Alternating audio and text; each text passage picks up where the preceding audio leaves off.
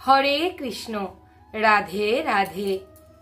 আমলকি একাদশী ব্রত মাহাত্ম্য। যুধিষ্ঠির বললেন, হে কৃষ্ণ, মহাফলদাতা বিজয়ী একাদশীর কথা শুনলাম। এখন ফাল্গুন মাসে শুক্লপক্ষের একাদশী যে নামে বিখ্যাত তা বর্ণনা করুন। শ্রীকৃষ্ণ বললেন, হে মহাভাগ যুধিষ্ঠির, মান্ধাতার প্রশ্নের উত্তরে মহাত্মা বশিষ্ঠ এই একাদশীর মহিমা কীর্তন করেছিলেন। আপনার কাছে এখন আমি সেই কথা বলছি। এই একাদশীর নাম আমলকি। বিষ্ণুলোক প্রদানকারী রূপে এই একাদশী বিশেষভাবে মহিমান্বিত। একাদশীর দিন আমলকি বৃক্ষের তলে রাত্রি জাগরণ করলে সহস্র গাভীদানের ফল লাভ হয়।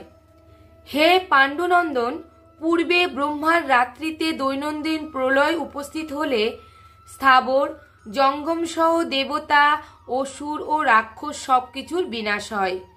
তখন ভগবান সেই কারণ সমুদ্রে অবস্থান করেন। তার মুখপদ্ম থেকে চন্দ্রবর্ণের এক বিন্দু জল ভূমিতে পড়ে। সেই জল বিন্দু থেকে একটি বিশাল আমলকি বৃক্ষ উৎপন্ন হয়। এই বৃক্ষের স্মরণমাত্র গোদানের ফল দর্শনে তাহার দ্বিগুণ এবং এর ফলাভক্ষণে 3 গুণ ফল লাভ হয়। এই বৃক্ষে ব্রহ্মা, বিষ্ণু আর মহেশ্বর সর্বদা অবস্থান করেন। এর প্রতিটি শাখা প্রশাখা ও পাতায় ঋষি, দেবতা ও প্রজাপতিগণ বাস করেন। এই বৃক্ষকে সমস্ত বৃক্ষের আদি বলা হয় এবং তা পরম বৈষ্ণব রূপে বিখ্যাত। অতএব এই শ্রেষ্ঠ ব্রত সকলেরই পালনীয়। এখন এই ব্রতের একটি অদ্ভুত ইতিহাস আপনার কাছে বর্ণনা করছি। প্রাচীনকালে বৈদিশ নামে এক প্রসিদ্ধ নগর ছিল। এই নগরে চৈত্ররথ নামে এক রাজা রাজত্ব করতেন। চন্দ্রবংশীয় পাশবিন্দুক রাজার পুত্ররূপে তিনি জন্মগ্রহণ করেন। তিনি অত্যন্ত শক্তিমান ও ঐশ্বর্যশালী ছিলেন। শাস্ত্রজ্ঞানেও তিনি ছিলেন সুনিপুণ। তার রাজ্যের সর্বত্রই মনোরম আনন্দপূর্ণ এক দিব্য পরিবেশ লক্ষ্য করা যেত। প্রজারা ছিলেন বিষ্ণু ভক্তিপরায়ণ। সকলেই একাদশী ব্রত পালন করতেন। তার রাজ্যে কোনো অভাব অমঙ্গল ছিল না। এইভাবে প্রজাদের নিয়ে রাজা চৈত্ররথ সুখে দিন যাপন করতে থাকেন। এক সময় ফাল্গুনী শুক্লপক্ষের দ্বাদশী যুক্তা আমলকি একাদশী তিথি সমাগত হওয়ায় রাজ্যের সকলেই এই ব্রত পালনের সংকল্প করলেন। ওই দিন প্রাতঃস্নানের পর প্রজাদের নিয়ে রাজা ভগবান বিষ্ণুর মন্দিরে যান। সেখানে সুবাসিত জলপূর্ণ কলস, ছত্র, বস্ত্র, পাদুকা, পঞ্চরত্ন ইত্যাদি দিয়ে সাজিয়ে স্থাপন করেন। তারপর ধূপ দীপ দিয়ে যত্ন সহকারে মুনি ঋষিদের দ্বারা শ্রী পরশুরাম মূর্তি সমন্বিত আমলকির পূজা করেন। হে পরশুরাম, হে রেণুকার সুখবর্ধক, হে ধাত্রী, হে পাপ বিনাশিনী আমলকি, তোমাকে প্রণাম। আমার অর্ঘ্যজল গ্রহণ করো। এইভাবে দিনে যথাবিধি পূজা, স্তব, স্তুতি, নিত্যগীতি করে রাজা ভক্তি ভরে সেই বিষ্ণু মন্দিরে রাত্রি জাগরণ করতে লাগলেন।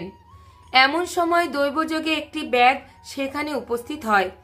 পূজার সামগ্রী সহ বহু ব্যক্তিকে একত্রে রাত্রি জাগরণ করতে দেখে সে কৌতূহলাক্রান্ত হল। সে ভাবল, এসব কি ব্যাপার। বিষ্ণু মন্দিরে প্রবেশ করে সে বসে পড়ল।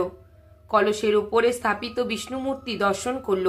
ভগবান বিষ্ণু এবং একাদশীর মাহাত্ম্য সে মনোযোগ দিয়ে শুনল। সারাদিন ওই ব্যাধ কিছুই আহার করেনি। এইভাবে ক্ষুধায় কাতর হয়ে সেখানে সে রাত্রি জাগরণ করল। পরদিন প্রজাসহ রাজা নগরের দিকে যাত্রা করলেন। সেই ব্যাধও তার গৃহে ফিরে গেল। এরপর এক সময় ব্যাধের মৃত্যু হল। একাদশীতে রাত্রি জাগরণের ব্রত প্রভাবে সেই ব্যাধ পরবর্তী জন্মে এক রাজ্যের অধীশ্বর রূপে নিযুক্ত হল। জয়ন্তী নামে এক নগরী ছিল। সেখানে বিদুরথ নামে এক রাজা বাস করতেন। ওই ব্যাধ বিদুরথ রাজার মহাবলী পুত্ররূপে জন্মগ্রহণ করেন। তার নাম হয় বসুরথ। 1 লক্ষ গ্রামের অধিপত্য তিনি লাভ করলেন। তিনি ছিলেন সূর্যের মতো তেজস্বী, চন্দ্রের মতো কান্তিমান ও পৃথিবীর মতো ক্ষমাশীল। বিভিন্ন সদ্গুণে ভূষিত বসুরথ পরম বিষ্ণুভক্তি পরায়ণ হন। এই মহাদাতা রাজা একবার শিকার করতে গিয়ে পথ ভুলে যান। গভীর জঙ্গলের মধ্যে ক্ষুধায় পীড়িত হয়ে তিনি ক্লান্তিবশত শুয়ে পড়েন। এমন সময় কতগুলি পর্বত নিবাসী ম্লেচ্ছ রাজার কাছে এসে নানাভাবে উৎপীড়ন করতে থাকে।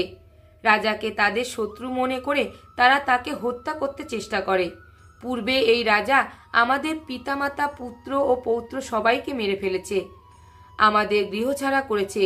এই রকম বলতে বলতে ম্লেচ্ছরা রাজাকে হত্যা করতে উদ্যত হয়। তারা বিভিন্ন অস্ত্রশস্ত্রে তাকে আঘাত করতে থাকে, কিন্তু আশ্চর্যের বিষয় তাদের সকল প্রচেষ্টা ব্যর্থ হয়। রাজার কোনো ক্ষতি তারা সাধন করতে পারেনি। তখন রাজার শরীর থেকে নানা অলঙ্কারে বিভূষিতা এক পরমা সুন্দরী স্ত্রী মূর্তি আবির্ভূতা হন। মহাশক্তিধারিণী ওই নারী অল্প সময়ের মধ্যে সকল পাপী ম্লেচ্ছকে নিধন করল। রাজার নিদ্রা ভঙ্গ হল। এই ভয়ানক হত্যাকাণ্ড দেখে রাজা অত্যন্ত বিস্মিত হলেন। তিনি বলতে লাগলেন, আহা, আমার শত্রুদের হত্যা করে কে আমার প্রাণ রক্ষা করল? এমন কৃপালু কে আছে? আমি তার প্রতি আমার কৃতজ্ঞতা প্রকাশ করছি। এমন সময়ে দৈববাণী হল, ভগবান কেশব ব্যতীত শরণাগতকে রক্ষা করবার আর কে আছে? তিনি শরণাগত পালক। দৈববাণী শুনে তিনি ভক্তিযুক্ত চিত্তে গৃহে ফিরে এলেন। তারপর প্রজাসহ মহাসুখে ইন্দ্রের মতো নিষ্কণ্টক রাজ্য ভোগ করতে লাগলেন। বশিষ্ঠ বললেন, হে রাজন, যে মানুষ এই পরম উত্তম আমলকি একাদশী ব্রত পালন করেন তিনি নিঃসন্দেহে বিষ্ণু লোক প্রাপ্ত হন। হরে কৃষ্ণ।